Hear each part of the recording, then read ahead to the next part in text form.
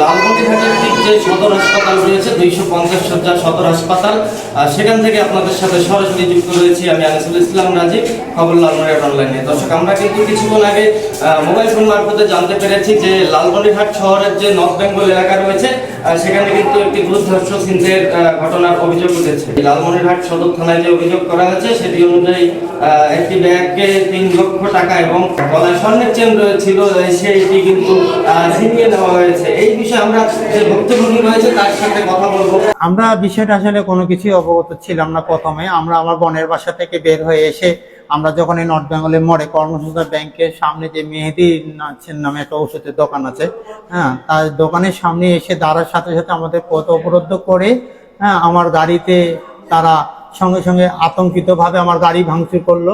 করার পরে আমি সেখান থেকে সামনে এসে লাভাপোর্ট স্টেটের সামনে আসার সাথে সাথেই তারা আবার আমাকে পুনরায় আমাকে মারলো, বিভিন্ন জায়গায় যে এই জায়গাগুলোতে আমাকে আঘাত করলো।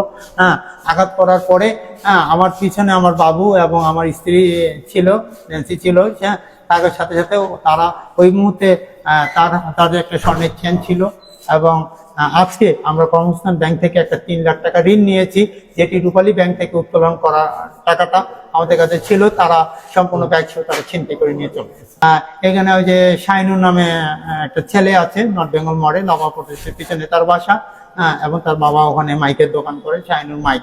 আমাদের সাথে তাদের কোনো দ্বন্দ্ব নেই। আমরা এখানে বিভিন্ন ছাত্রী, আমার ওখানে 2টা ছাত্রী নিবাস আছে, আমার ছাত্রীরা ওদিক দিয়ে চলাচল করে, সে বিভিন্নভাবে খারাপ গালিগালাজ করে এসে করে। তা আমরা আজকের ঘটনা আমরা এই বিষয়ে কিছুই জানতাম না।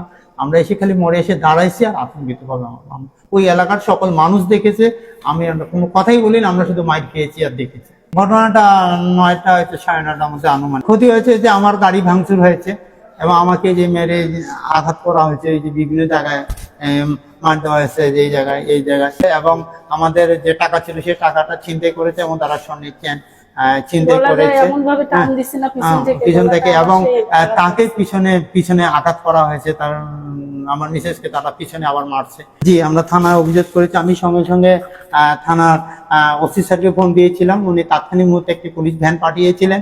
সেখানে সকল লোকজন ওখানে উনি শোনার পরে উনি বলছে যে আপনি তাহলে এটা একটা থানায় অভিযোগ করেন, আমরা দেখতেছি।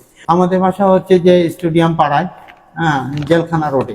ওখানে আমার 2টা ছাত্রী নিবাস আছে এবং আমার ওখানে একটা বিত্তীয় সংস্থা যে আছে সেই সংগঠনের অফিস আছে। এখন আমরা চাই যে এর উপযুক্ত বিচার হওয়া উচিত, আমাদের জিনিসগুলো ফেরত চাই এবং পরবর্তীতে ওই নর্থ বেঙ্গলে যেন এই ধরনের আর কোনো দুর্ঘটনা না ঘটে সেই বিষয়ে আমি প্রশাসনের সহযোগিতা চাচ্ছি।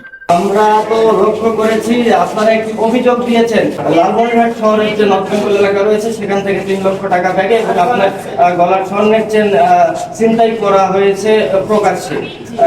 এই বিষয়ে আমরা পুরো বিষয়টি একটু বলুন তো, বিষয়টি কি? বিষয়টা হচ্ছে আজকে আমি ব্যাংকে 3 লাখ টাকা উঠেছি। উঠানোর পরে আমার বোনের বাসায় পাশেই আমার বোনের বাসা, সেখানে গেলাম। ওখানে খাওয়া দাওয়া করলাম, গল্প টল্প করলাম। আমার ভাগ্নিটা আজকে খবর পাওয়া গেছে যে বাচ্চা পেটে, ওখানে একটু হাসি মস্করা করতে একটু রাত হয়ে গেছে। তা আমরা যাচ্ছি বাসায় আমার স্টুডিয়াম জেলখানা রোডে। বাসায় যাওয়ার পথে নর্থ বেঙ্গল যে কর্মসংস্থান ব্যাগটার গেট এবং ওখানে যে মেহেদি ডাক্তারের দোকান, ওইখানে এসে একটা ছেলে এলো পাতারি আমার হাজবেন্ডের মোটরসাইকেলের উপর, সেই মায়ের কারণে বাচ্চা ছিল ভাগ্যিস আজকে বাচ্চাটা আমার মাঝখানে বসছে। বাচ্চা তো চিৎকার করা শুরু করছে, তখন মুরব্বী ছিল কিছু, বলছে আপনারা একটু গাড়িটা ওইদিকে সরাই নিয়ে যান, আপনারা সাইডে চলে যান, আপনাদের তো গায়ে লাগতেছে মাইকগুলো। পরে আমরা লাভা ফটোকপির ওখানে কোনো রকমে গেছি, ছেলেটা পরে দৌড় দিয়ে পিছনে আমার যে ঘুষি মেরে আমার গলার চেনটা নিচ্ছে আর ওকে এলো পাতালি মারছে। ও যে মানে কোনো প্রতিহত করবে সে সময়টাই আমরা পাইনি। আচ্ছা, ঠিক আছে। দর্শক, আমরা কিন্তু ভুক্তভোগীর থেকে যে বিষয়টি সেটি আমরা তার সাথে কথা বললাম এবং জানালাম। আপনার নাম পরিচয়টি একটু। আমি ফাতেমা খন্দকার নেন্সি, উদ্যোক্তা। আমার একটা পার্লার আছে, আমি ম্যাচ চালাই রামুনিয়াতে, সেটা অনেকেই জানে। আমার নর্থ বেঙ্গল মোড়ে 2টা ম্যাচ, মুক্তিযোদ্ধা চত্বরে ছেলেদের একটি ম্যাচ, এবং আমি একটা এনজিও চালাই। জি, ধন্যবাদ আপনাকে। দর্শক, এই মুহূর্তে লালমনিরহাটের সদর হাসপাতাল থেকে আপনাদের সাথে সরাসরি যুক্ত হয়ে লালমনিরহাটের আজকের যে ছিনতাইয়ের অভিযোগের ঘটনাটি রয়েছিল সেটির সর্বশেষ আপডেট আপনাদেরকে জানালাম। এখনকার মতো বিদায় নিচ্ছি। আবারও লালমনিরহাট জেলার যে কোনো গোপন খবরের ভেতরের খবর আপনাদেরকে জানাতে সরাসরি খবর লালমনিরহাট অনলাইন এবং জাগরণী টেলিভিশনে যুক্ত হব আমি আনিসুল ইসলাম রাজীব। ততক্ষণ পর্যন্ত ভালো থাকবেন, সুস্থ থাকবেন, সতর্ক থাকবেন, কারণ আপনি প্রতিবাদী হয়ে থাকলে যে কোনো সময় যে কোনো দিক থেকে শত্রুর বিপদের দিক ছুটে আসতে পারে আপনার দিকে।